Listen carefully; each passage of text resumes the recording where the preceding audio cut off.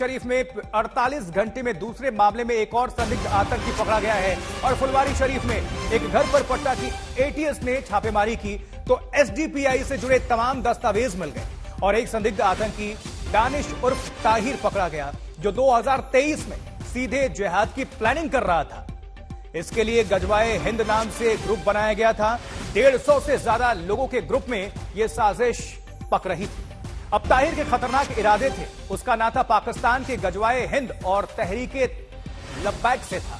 वो गजवाए हिंद नाम के एक व्हाट्सएप एडमिन था जिसमें पाकिस्तान से लेकर यमन और बांग्लादेश के लोग शामिल थे, जुड़े थे। इससे पहले फुलवारी शरीफ में 2 संदिग्ध आतंकी पकड़े गए थे। क्या प्रतिक्रिया है आपको हम सुनवाएंगे भी। गजवाए हिंद का जो तुमने प्रोफाइल्स बनाया वो कब बनाया और कितने लोग हैं उसमें? ताहिर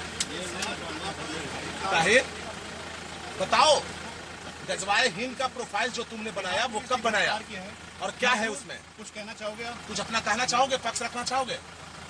आप आईडी नीचे रखिए बस। कुछ कहना चाहोगे? कहा चाहोगे? कुछ वायलेंस के ऊपर वायलेंस मतलब फैला।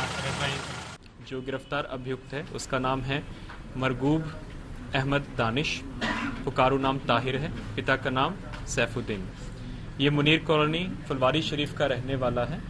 मूल रूप से ये लोग चंदौती थाना गया के रहने वाले हैं, लेकिन काफ़ी देर से फुलवारी शरीफ थाना में बसे हुए हैं। वर्ष 2006 से लेकर 2020 तक जो गिरफ्तार अभियुक्त है ये दुबई में यूनाइटेड अरब अमीरात में काम करता था और 2020 के बाद ये लॉकडाउन के बाद यहीं पे फुलवारी शरीफ में परमानेंटली वापस आया है।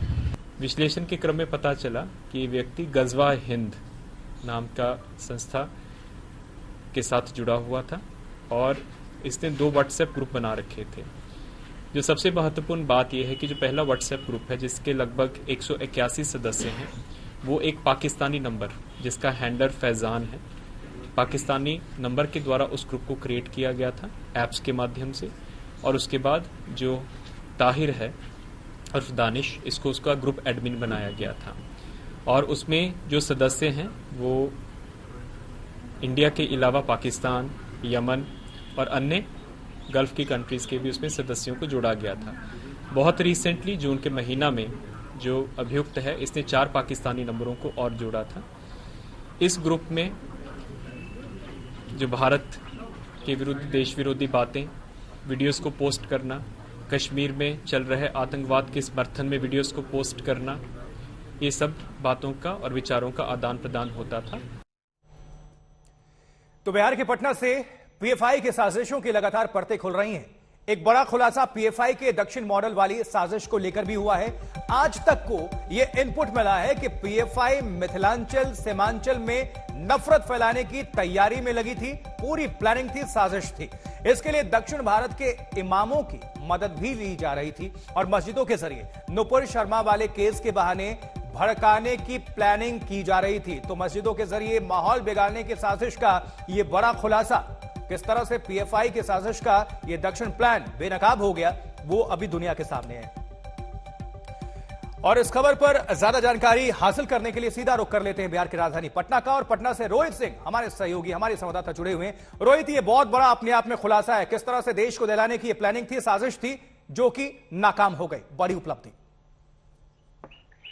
जी बिल्कुल, देखिए पटना टेरर मॉड्यूल का जब से ये भंडाफोड़ हुआ उसके बाद लगातार बिहार के कई जिलों में लगातार छापेमारी चल रही है और इसी क्रम में हम पहले ताहिर की बात कर लेते हैं। कल पटना पुलिस ने फुलवारी शरीफ इलाके में एक बार फिर से छापेमारी की तो उनके हाथ ताहिर नाम का एक स्लीपर सेल लगा, जो कि हालांकि इसका कोई पटना टेरर मॉड्यूल से कोई कनेक्शन नहीं है, लेकिन ये एक स्लीपर सेल है।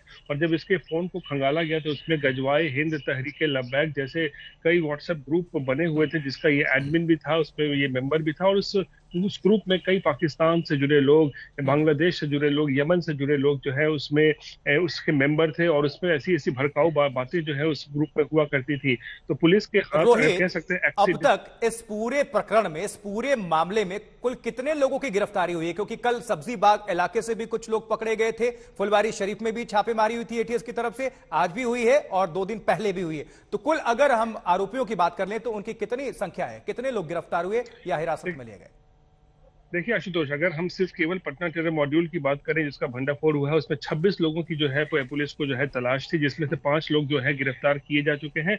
अभी भी 21 लोग जो हैं वो अभी फरार हैं। इनके लिए मुजफ्फरपुर, मोतिहारी, दरभंगा, मधुबनी, इन सब जिलों में लगातार जो है छापेमारी चल रही है, जहां से ये लोग जो है आते हैं। और ताहिर जो है ये एक अलग मामला है, अलग से इसको एक स्लीपर सेल है जिसे कल गिरफ्तार किया है। लेकिन अभी भी तकरीबन 21 सस्पेक्टेड जो है आतंकवादी जो है वो अभी भी पुलिस के गिरफ्त से बाहर है, जो कि एक पटना टेरर मॉड्यूल का हिस्सा थे और जिनके निशाने पर प्रधानमंत्री नरेंद्र मोदी का वो 12 जुलाई का दौरा था। नहीं, कनेक्शन तो वही सामने निकल कर आ रही है ना, एसडीपीआई और पीएफआई का कनेक्शन। बहुत सारे जो इसमें से सामग्रियां भी बरामद हुई हैं जो कि अवैध हैं, और उस पर जो प्रतिबंधित संगठन है उससे जुड़ी हुई झंडे, कुछ और पंपलेट्स, सारी कुछ चीजें मिली हैं। और उम्मीद की जा रही है कि बहुत सारे लोगों की अभी गिरफ्तारी होनी है, क्योंकि कड़ियों को खंगाला जा रहा है। जांच एजेंसियों की पैनी नजर है। रोहित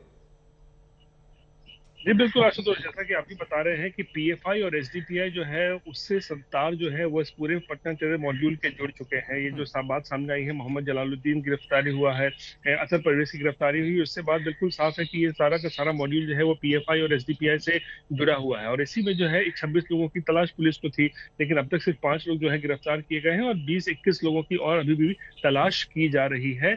और कई जगहों पर जो है वो छापेमारी भी चल रही है। और कल इसी क्रम में सब्जी बाग इलाके में भी जो है पूरे दौर में, इस पूरे घटनाक्रम में मास्टरमाइंड किसको माना जा रहा है?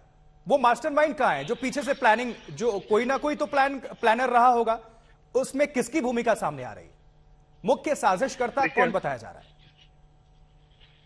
देखिए अभी फिलहाल इसमें कौन मास्टरमाइंड है तो इसके बारे में अभी पुलिस कुछ खुल के बता नहीं पा रही है। लेकिन फिलहाल सिर्फ जो इसके सदस्य थे, जो इस पटना टेरर मॉड्यूल से जो जुड़े लोग जो थे पीएफआई और एसडीपीआई से, उनके बारे में पुलिस को जानकारी मिली है और उन्हीं लोगों की अभी जो है तलाश की जा रही है। कुछ लोग गिरफ्तार हो चुके हैं जैसा कि मैं बताया हूँ, और कुछ अभी भी है 21 लोग जिनकी तलाश अभी भी की जा रही है।